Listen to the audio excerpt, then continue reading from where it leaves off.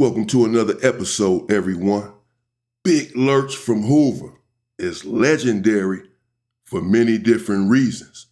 Oddly enough, he became even more legendary after this incident in which he was accused, it was alleged, and he was eventually found guilty of brutalizing, and that is indeed an understatement, a young, beautiful woman.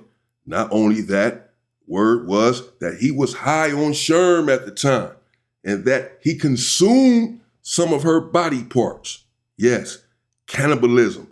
It was a very famous story at the time. I remember it acutely.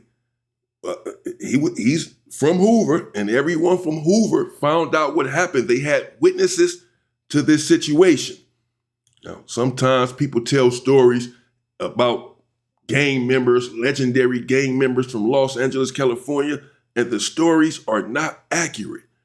And I can dispel some of the myths because I was around at that time and I know what really transpired. Though I will not share some of these stories on the internet, I can at least say, well, that didn't happen the way that he says it did. But let's get into this one. And seriously, viewer discretion is advised because it gets a bit graphic about Big Lurch and what he did or did not do. But he's been in prison for some time for this incident. From the outside looking in, Big Lurch was one of those artists people just knew was built for greatness. He had that rare kind of presence, the kind that made people stop mid-conversation. Yes, and he was a rapper. Big Lurch was a rapper before this incident transpired. He was a rapper, a pretty famous rapper in the hood, a hood celebrity, if you will. You know, there ended up being a lot of hood celebrities coming up, but he was one of the first rappers in the hood that was getting famous. When he walked in a room, at 6'7", he was literally larger than life, and his... Yes, he was he is, I say was, as if it's past tense, as if he's no longer here, but he is. And he is 6'7". Music matched that same energy. In the horrorcore lane, he wasn't just participating, he was pioneering, pushing the dark, eerie style of rap into new territory. Coming out of Texas, he had the talent, the image, the momentum, everything an artist needs right before the big explosion. But behind all that potential, something darker was growing.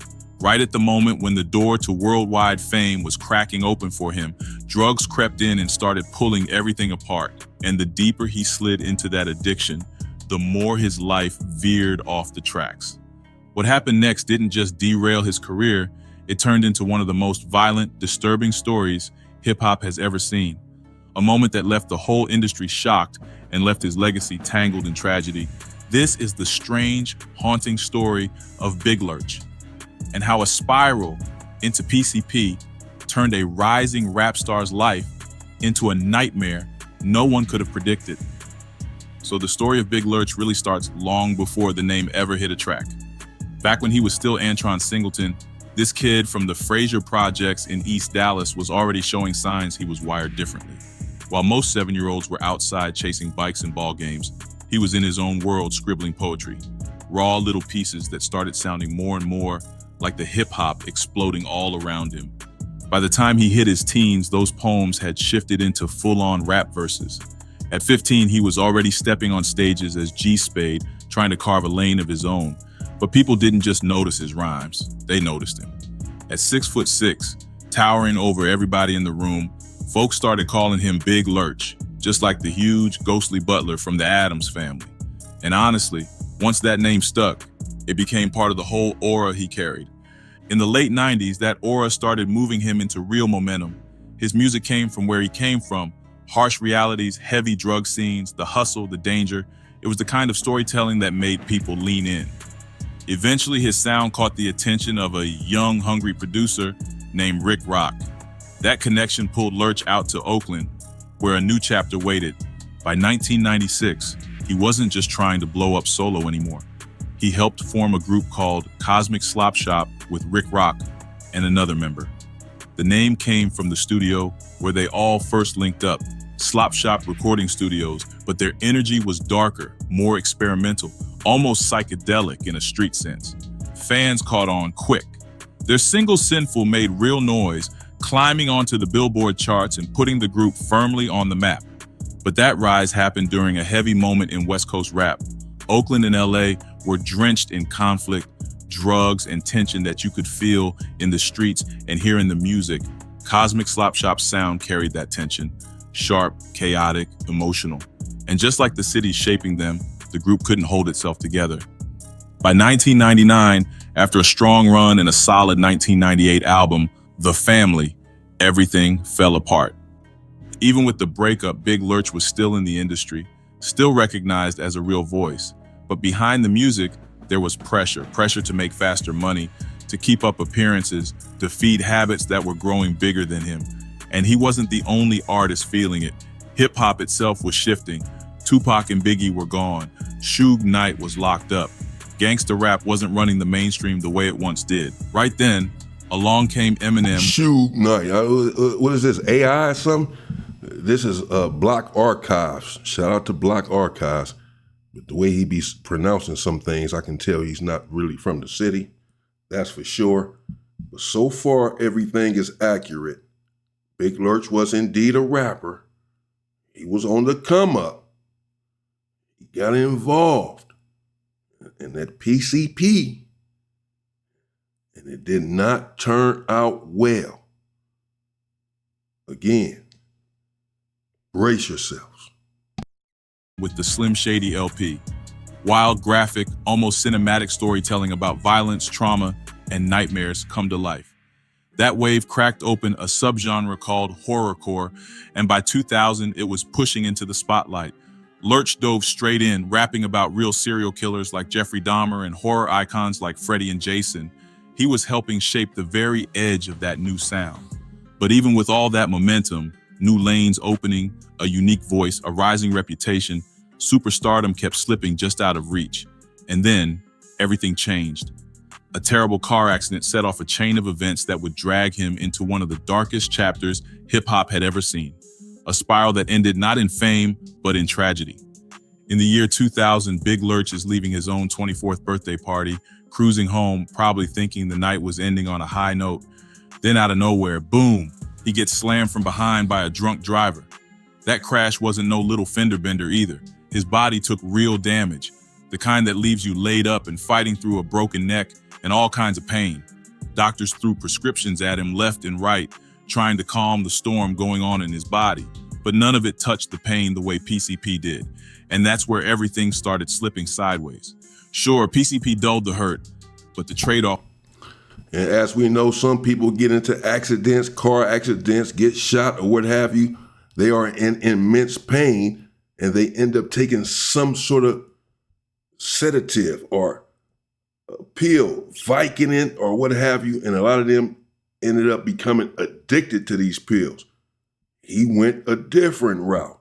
Instead of taking pills or Vicodin or something strong like that, he ended up smoking a lot of Sherm, and it is true. And he was smoking Sherm, and that's how he dealt with his pain from this car accident. But on the one night, it got out of hand. Was brutal. Hallucinations that felt too real, too sharp, too vivid. Before long, that madness started leaking into his music. His lyrics got darker, way more twisted, like his mind was stuck between nightmares and reality. iHeartRadio's Jake Brennan summed it up perfectly. He said the drug made the dreams wild, and he wasn't exaggerating. Lurch started talking about Silence of the Lambs type visions, Chianti, fava beans, crazy imagery, and wild fantasies that didn't sound grounded in the real world at all. Brennan said the man stayed high for weeks, barely eating, drifting deeper into delusion. Now, a lot of people hear that and wonder why he didn't just stick to real medication. Why turn to street drugs when he could have asked for proper treatment? But that question hits different when you understand the system he was walking into. Back in 2005, the National Academy of Medicine put out a major report confirming what Black folks had been saying for years. Racial and ethnic minorities often get lower quality healthcare than white patients, even when income, insurance, age, and condition severity match up. In other words, not just often, it's really 100% of the time. We know that Black babies die at a 4-time higher rate than white babies at the hands of white doctors. Racism in the medical field is real. We can get into it. Racism in the medical field is real. The problem wasn't in people's heads. It was happening on paper. Researchers dug deeper using something called the implicit association test. They showed doctors a mix of Black and white faces alongside pleasant and unpleasant words, asking them to match things quickly. The results were telling. Just like the general population, doctors found it easier to pair white faces with good words and Black faces with bad ones. That means implicit anti-Black bias wasn't just a social problem. It was sitting right inside exam rooms. Legal scholar Dana Bowen Matthew pointed out that these hidden biases help explain why minorities receive worse care overall. If the people responsible for healing you unconsciously see you through a tinted lens, that lens becomes the root of unequal treatment. So the reality is simple. America's healthcare system just doesn't treat every community the same. So when Antron Singleton turned to PCP, it wasn't just him choosing a high over a prescription bottle. For a lot of people who look like him, the system feels like a locked door, slow, dismissive, or straight up negligent. That kind of pressure pushes desperate people into desperate options. Still, through all of this, he knew the dream had to keep moving. Music was the one thing he refused to give up. So he did what countless hungry artists did. He packed up and headed to Los Angeles, the land where careers either take off or crash hard. Once he landed in LA, he moved into a house with some guys he met out there. They were gang members, and while that might have sounded messy, at first everything clicked. He got signed to a new label, started networking, and collabing with other rappers. For a moment, it really looked like things were lining up, but there was a catch. Even though he had his own history with gang life, Antron always wanted music to stay business. Strictly professional, no street politics, no drama, just work. But as he started noticing how deeply the label, its owner, and even some of his collaborators were tied into local gangs, that old tension crept right back in. It was the kind of environment where one bad step could drag you into things you never planned on touching. And as rough as his past was, it still didn't prepare him for what came next. It's April 9th, 2002, and Big Lurch is sliding through South Central to link up with his boy, Thomas Moore. Moore lived with his girlfriend, 21-year-old Tanisha Isaias, right there on 108th and Figueroa, a spot where the streets don't sleep. You had the Harbor Freeway humming on one side, 2 liquor stores on the other, and a run-down hotel sitting like it's seen too much. It was one of those blocks. Okay. Just want to warn you again, it's about to get graphic. Viewer discretion is indeed advised. And this is pretty accurate, actually. But let's see. Where the concrete got stories of its own. Lurch wasn't just pulling up on some random drop-in. He knew Moore through the music game, and he'd been in the area working on an album. Tanisha wasn't around that night anyway. She was out with her 2 kids, visiting a friend, leaving the apartment to the homies. While they were chilling, Antron started opening up about what he'd been doing to take the edge off. He said he only drank and smoked weed on a normal day. That was his version of having fun, but he admitted that night was different. He'd folded to the pressure and hit some PCP, and this wasn't some one-off thing. According to him, the stuff was getting passed around nonstop, dipped cigarettes in that liquid, each one heavier than the last. He even remembered thinking it was strange how much they were pushing his way. Now, PCP ain't no lightweight drug. It's that heavy numbing stuff that makes people feel invincible while it tears their mind apart. It can throw someone into a full psychotic break, the kind where the line between real life and imagination disappears. Yes, PCP is very real, and it had made a comeback in Los Angeles among certain hoods at certain times. I'm not going to get too far into it, but I've personally witnessed individuals high on PCP, aka Sherm, and that red water they call it, and they naked, stuck on a light pole, can't move, crying, I want to go home. Whatever it is that they're yelling, stuck, mind gone off the PCP. It's not funny because I've seen some people stuck. It's a mind-altering, mind-numbing drug. Anyone on it can become a danger without even knowing it.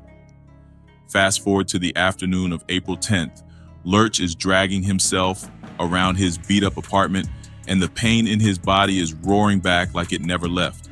Whatever little relief he had from the night before, gone.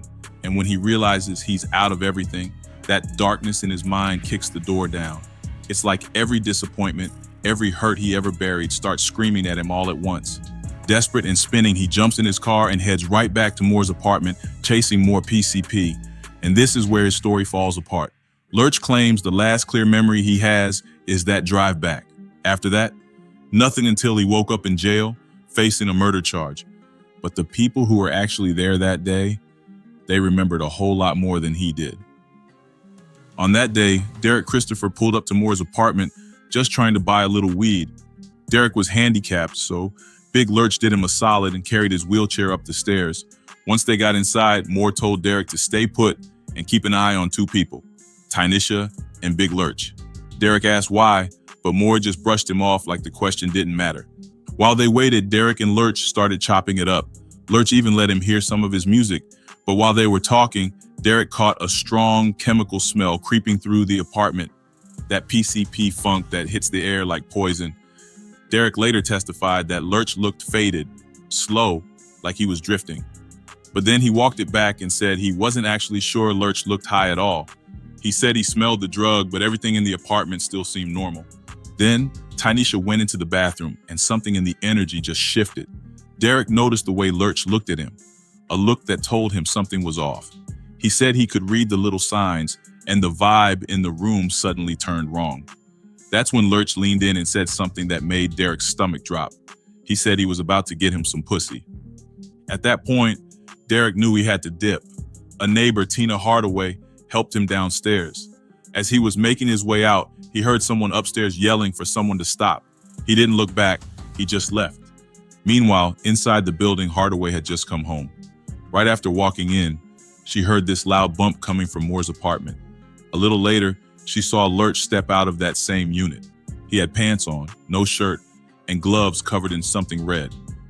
30 seconds later, he walked right back into the apartment. This time, she heard water running like someone was washing something off. Almost an hour later, Lurch came outside again, but now he was completely naked, covered in blood, and chewing on something. He walked downstairs and right out onto the street like he was in a trance. Hardaway didn't hesitate. She called the police. Around 1:30 that afternoon, Tanisha's friend, Alicia Allen, tried calling her. Instead of Tanisha or Moore, Big Lurch picked up the phone. Allen asked for Moore, and Lurch told her he and someone else went to the mall. When she asked who was in the apartment, he said it was just Tynisha and Derek. Not long after, Allen was over by 110th and Hoover when she ran into Derek. He told her she needed to check on her friend because he'd heard her screaming. That set off alarms for her. She rushed straight to the apartment complex. As she arrived, she saw Lurch walking out again, still nude, still covered in blood, drifting down Figueroa while staring at the sky and fiddling with his hair like he wasn't even in his own body. Allen flagged down a police car immediately. She also told them Moore and Lurch had been smoking way too much Sherm.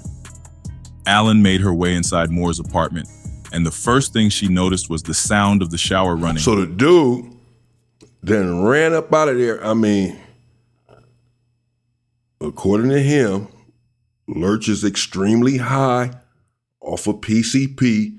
He's been smelling it. The vibe turned different, weird, and so he decided to leave. And as soon as he left, he hears the lady, Taisha, screaming. But he kept going. He just kept going. So now she's in there at the mercy of someone who's out of his damn mind. She stepped in and saw a closed door with blood smeared all over it. When she walked into Tanisha's room, her worst fears came true. Tanisha was lying there, nude, her body brutalized. Her face was mangled with clear bite marks. Alan said her chest looked cut or smashed in, and he saw pieces of human tissue scattered on and around her body. It was a scene straight out of a nightmare, one no one in that building would ever forget. Around 2:20 that afternoon, two LAPD officers, Melvin Hernandez and his partner, were cruising down 108th Street, right near where Big Lurch had been staying. That's when they saw... It gets a lot worse. It gets a lot worse. So far, she has bite marks on her face and pieces missing. No, that's not it. Something that made them hit the brakes. Big Lurch was out there on the sidewalk, completely naked, moving like he wasn't even inside his own mind. By the time they pulled up on him, he was full on gone, sprinting down the street with no clothes on, snatching at his own hair, barking like a dog, and staring up at the sky like he was waiting for something to fall out of it. He was dripping in sweat and covered in blood, her blood, stumbling around under the grip of that angel dust. When the cops boxed him in, Lurch barely reacted. His eyes stayed locked on the sky like he couldn't hear or process anything happening around him.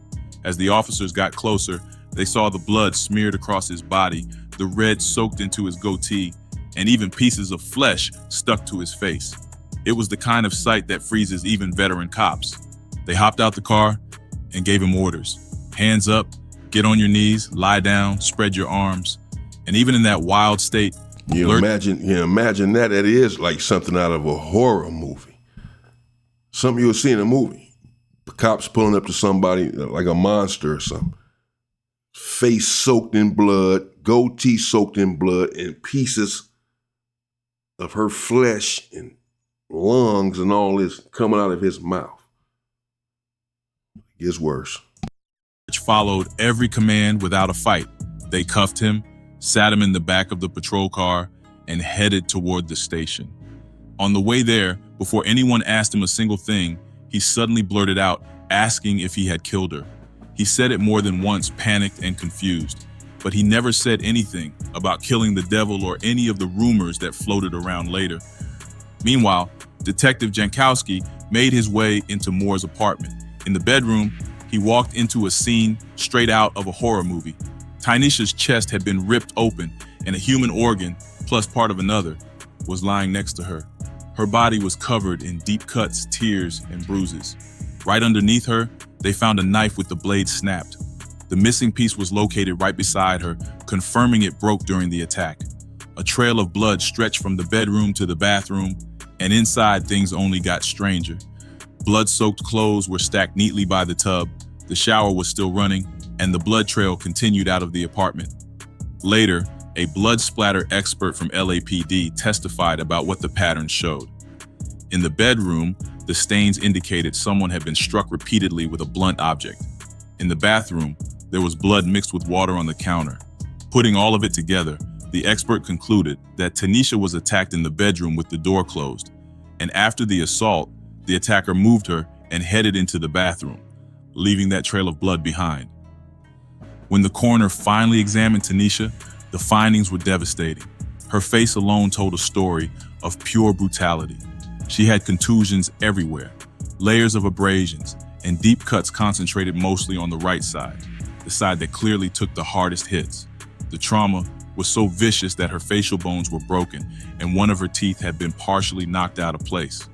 Underneath her scalp, the damage continued, swelling, brain contusions, and internal injuries that showed just how hard she was beaten. The left side of her face wasn't spared either. She had a large laceration, heavy bruising, more cuts above and even on her eyes, and multiple sharp injuries around her nose. The coroner explained that many of these cuts weren't stabbing motions. They were slicing motions, like someone dragging a blade across her skin. Even her right ear had an abrasion. Moving down, the injuries got even worse. A sharp object had been used repeatedly on her neck, leaving behind both shallow and deep cuts. Her shoulder was damaged and her neck vertebrae had been fractured, a sign of tremendous force. The right side of her torso had a huge, deep wound surrounded by more of those shallow slicing cuts. On her left hand, she had defensive injuries, proof she fought for her life. Then came the part that shocked everyone in that courtroom. Her chest had been opened up with a massive 9-inch wound, surrounded by more cuts, and her right lung had been removed. The coroner explained that removing the lung would have sliced through major blood vessels, causing her to bleed out within seconds or minutes. That meant every other injury, all the cuts, fractures, bruises. Now, this is brutal. This is one of the most brutal deaths one can ever hear of. Face cut, neck cut shallow and deep, and now her chest is opened up and then went into her chest, opened up and removed the lung. Whew. He's not finished. Had to have happened before the lung was taken out. Pieces of that lung were later found inside the apartment, but the most disturbing detail came later from the medical examiner. Antron Singleton had flesh and blood in his stomach that did not belong to him. In their conclusion, he had eaten part of Tinish's body. That's what pushed the case into national headlines, the idea of drug-induced cannibalism. Antron, however, tried to tell a different story. He claimed the tests were wrong and that the flesh belonged to him, and police told him his stomach acid somehow mixed their DNA together. But the authorities weren't buying any of that. To them, it was simple. Tynesha was murdered, part of her was eaten, and the man they found walking naked in the street, covered in her blood, with her organ in his system, was responsible. Now, Lurch finally woke up.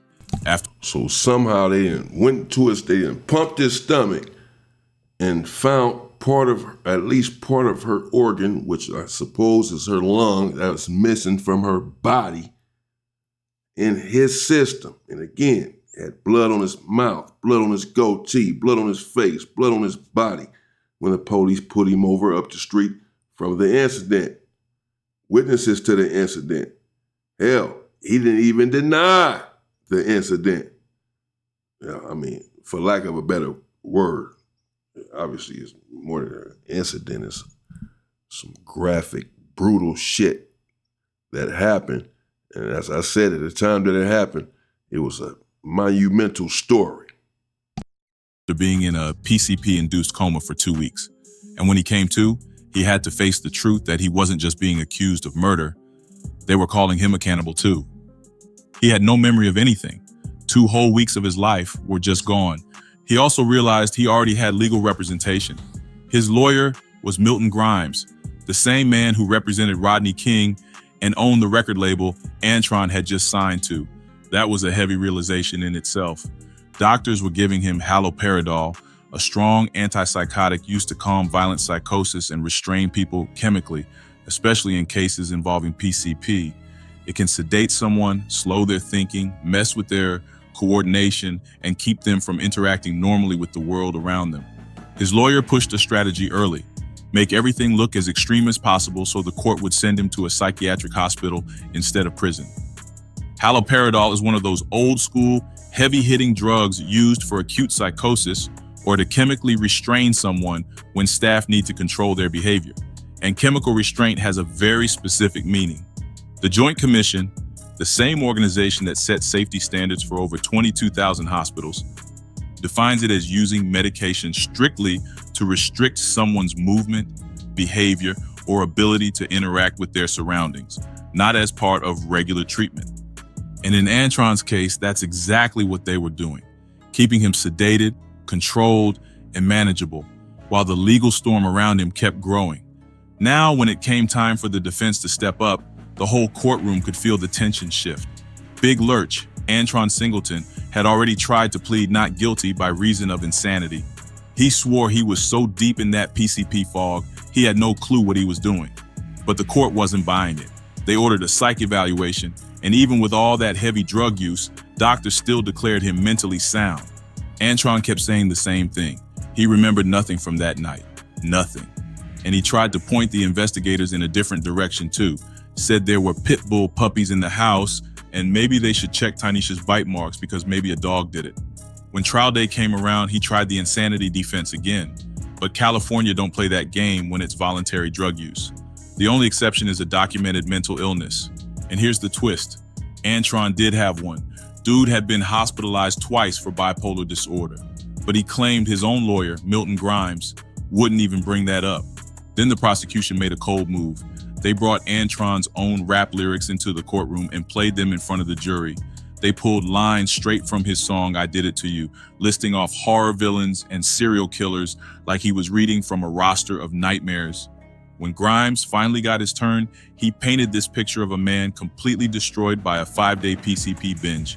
He told the jury PCP drags people back into their most primal, animalistic state. That Antron was so gone, he could no longer think or act like a human being. According to him, that's exactly where So he certainly admitted to it. He's not denying that he did this. He's just saying that he was mentally ill, that he wasn't sound, he wasn't sane at the time. That he was on a 5-day PCP binge, and that he wasn't thinking rational. He wasn't even in his right mind. He wasn't in of any mind. But he's not denying that he committed this horrific, horrendous, grisly, gruesome murder. Cannibalistic murder. Antron was mentally when the killing happened. Still, the charges were heavy. First-degree murder with torture and aggravated mayhem. The prosecutors didn't go for the death penalty, but if convicted, Antron was staring at life without parole. During the prosecution's opening, Deputy District Attorney Drew Josfon. It's sad because I certainly think about my family when I see shit like this, see stories like this. I have sisters, mother, rest in peace, but still my mother, and that could have been anyone. It's not like they were dating or he knew her or she angered him in some way or wronged him in some way. Not that that would even justify such a gruesome act, but apparently, this was unprovoked. He was over there high as hell, attacked this poor woman, tortured her, brutalized her. She was alive during a lot of this. And then even after she had died, had passed away, he continued to brutalize her body, her corpse. I mean, this is sickening. And it was at the time. It remains so. Didn't hold anything back. He told the jury he would prove that Antron knew exactly what he was doing, that he waited until he and Tanisha were alone before attacking her. Josfon hit the courtroom with brutal details. Tanisha, a mother of 2, was alive while her cheek was being consumed, alive while her chest was being hacked open. He said she was cut 4 times before the final blow that ended her life. The defense countered by saying Antron had long-standing mental health issues triggered by drug use. Grimes told the court his client suffered from severe PCP psychosis, had been hospitalized multiple times, and experienced hallucinations. Yeah, that poor woman, man. Can you imagine that being one of your family members or something? So she was alive during most of this. As I said, she was alive. She was alive while he was eating her face. She was alive even while he was tearing her to her chest. Can you imagine what she was going through? Wow. So intense, he once growled like an animal during questioning. Grimes argued that Antron had basically acted out the violent fantasies in his lyrics, not because he was evil, but because he was out of his mind. Then came the witnesses, and that's another thing. They play those lyrics. They've done this multiple times in court, use rappers' lyrics against them to build a case or to try a case, to prove a case. Podcasts, all of this, they've been doing this. They use this rap. This happened decades ago. They use his rap lyrics against him. They used a woman's book against her that killed her husband. The NBA player Lorenzen Wright wrote a book in the third person, but the story was similar to how he died, and they connected the dots and used the book against her in trial. Yeah, they've been doing this. This is sick and horrific, man. Rest in peace to this beautiful lady. As I said, I remember when this happened, many of us do. And it was bad. He was a rapper, again, on the come up. He was indeed from Hoover.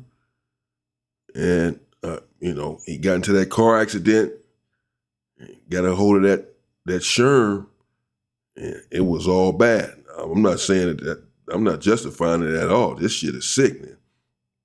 But clearly he was high on some shit that, that he probably still ain't came down from. Courtroom atmosphere truly shifted. Detective Raymond Jankowski described the scene he found at the apartment on 108th and Figueroa.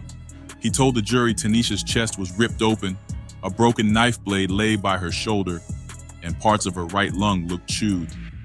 Later tests backed up what he saw. There was blood and flesh in Antron's stomach that didn't belong to him. Then Tanisha's friend Alyssa Allen took the stand. She told the court she saw Antron outside around noon, completely naked, covered in blood across his chest, stomach, and mouth, staring at the sky like he was somewhere else entirely. After flagging down a cop, she ran upstairs and found Tanisha lying dead on the bedroom floor. She fought tears as she said her friend was cut up really bad. Tanisha's boyfriend, Thomas Moore, testified that he and Antron had been smoking PCP the night before. And through all of this, her mother, Carolyn Stinson, sat quietly in the back. Hearing the details, she couldn't stop herself from whispering that it was gross. She said the police told her not to believe the rumors, but in that courtroom, reality hit her in the face. When the jury came back from lunch, it didn't take long. They found Antron guilty of first-degree murder, torture, and aggravated mayhem. The judge handed down 2 consecutive life sentences with no chance of parole. But the story didn't end there, not for Antron, and definitely not for Carolyn. Antron later claimed that Milton Grimes intentionally sabotaged the case to gain leverage somewhere else. Carolyn, on the other hand, didn't believe Antron killed her daughter at all. She said he was high, saw a piece of lung on the floor, and might have mistaken it for food, not realizing what he was doing. Carolyn believed the real danger was Tanisha's boyfriend. She said he was abusive, and Tanisha had planned to leave him that same day. She listed all the evidence she believed was ignored. A kid's scooter with a bloody handprint that wasn't Antron's.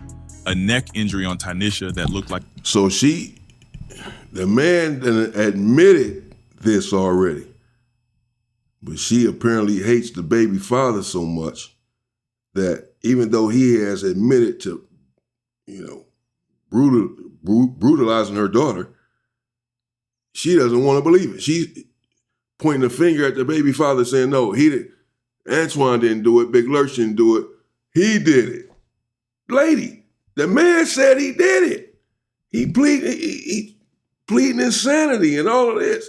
He said that he was on a 5-day sherm binge. And that's why he did it. When the police found him, he had blood coming out of his mouth, blood on his face, goatee, shirt, lungs, her lungs, protruding from his mouth. Inside of him, he ingested her. The moms. Damn. It came from that scooter. PCP levels too high to come from smoking. She suspected it was poured down her throat. A footprint, fingerprints on doors, and a shoe by the back door. DNA that was collected but mysteriously lost. And what they did test didn't match Antron. To Carolyn, the brutality wasn't the work of someone high.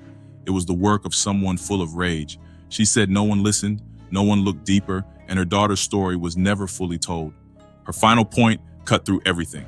To her, Antron never got a fair trial. Now, once Big Lurch hit that prison yard, the chaos outside didn't slow down one bit. Almost immediately, his label, Black Market Records, dropped his debut solo album, It's All Bad. And the craziest part, they did it without even asking him. No approval, no discussion, nothing. Jake, the commentator who dug into this case, called it exactly what it was. straight up opportunistic and exploitative, and honestly, naming the album It's All Bad almost felt like fate, the perfect, grim stamp on the whole disaster his life had become. And the music? Man, the music was a dark storm all by itself. When people looked at the lyrics to I Did It To You, it felt like he'd written a horror script for his own future. He was name-dropping Jason, Freddy, Dahmer, then talking about being a vampire who can't pass up fresh meat. The whole thing hit different once the murder came to light. But this tragic mess didn't end with the conviction. A few years later, Tynish's mother came back swinging and filed a wrongful death lawsuit.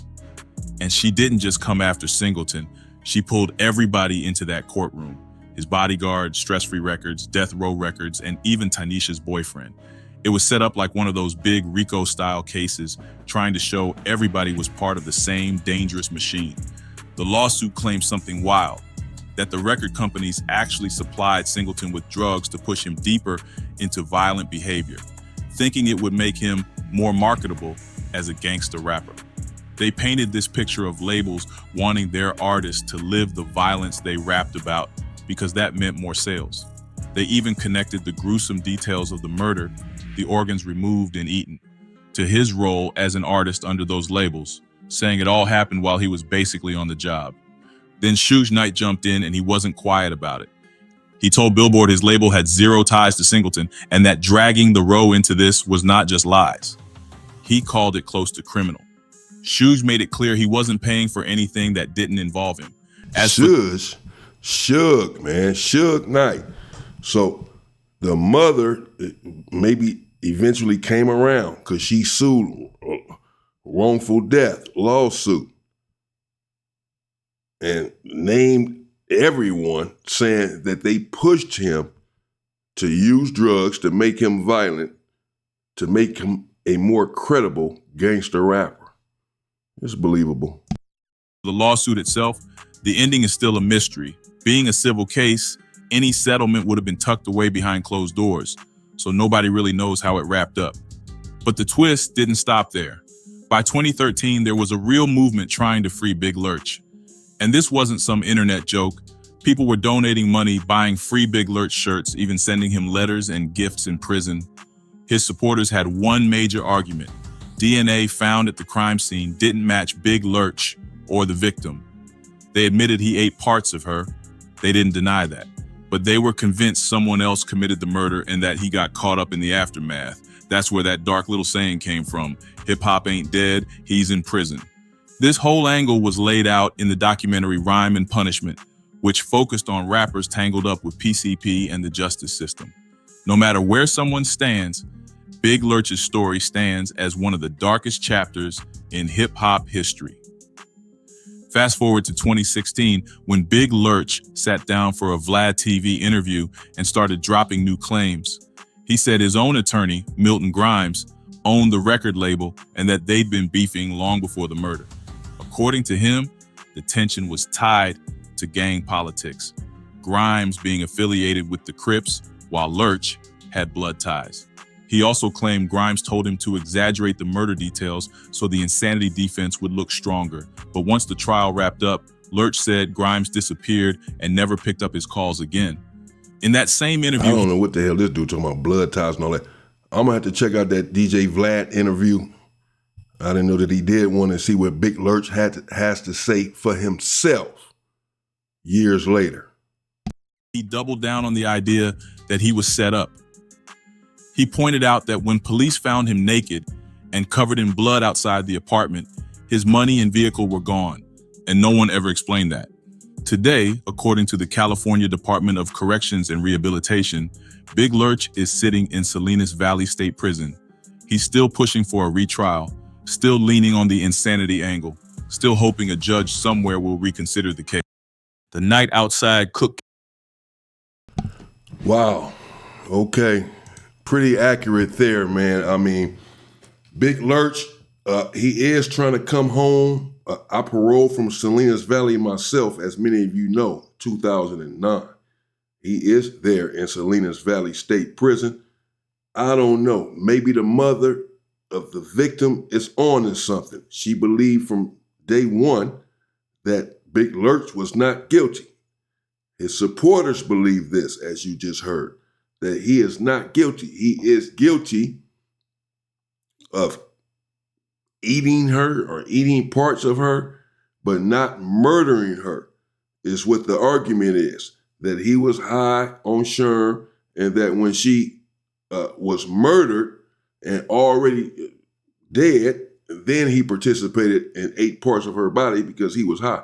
But he's not the one that murdered her, is what his appeal attorneys are arguing and what he is arguing. And I don't know what he's saying about his confession as to why he said that he did do it and he was just high on PCP at the time, and why now he's saying that he didn't do it at all. I don't know, but I'm sure he's fighting. I mean, he's fighting for himself. He's fighting for his life.